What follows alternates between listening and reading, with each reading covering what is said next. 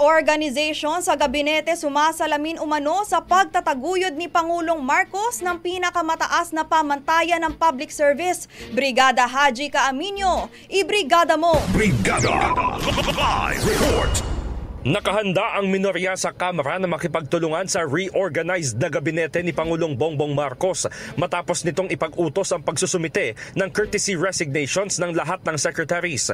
Ayon kay House Minority Leader Marcelino Libanan, welcome sa kanila ang desisyon ni Marcos na ayusin ang gabinete dahil binibigyang diin nito ang commitment tungo sa responsive at epektibong pamamahala.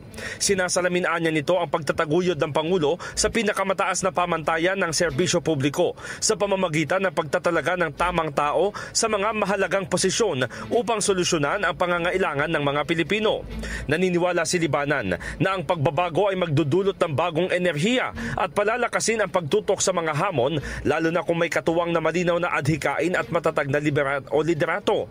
Bukod dito, iginiit ng leader ng minorya na ang reorganization ay magbubukas ng oportunidad para mapabuti ang implementasyon ng mga polisiya, mapalalim ang public engagement at mapalakas ang ugnayan ng mga institusyon. Suportado naman ng kongresista ang pagsisikap ng punong ehekutibo na itulak ang dynamic at inclusive na national agenda. In the heart of changing lives, ako si Brigada Haji Caaminio ng 105.1 Brigada News FM Manila, The Music and News Authority. IMAX. Ang bahaging ito ay hatid sa atin ng NutriCleanse Herbal Capsule. Linis tiyan, sexy tiyan.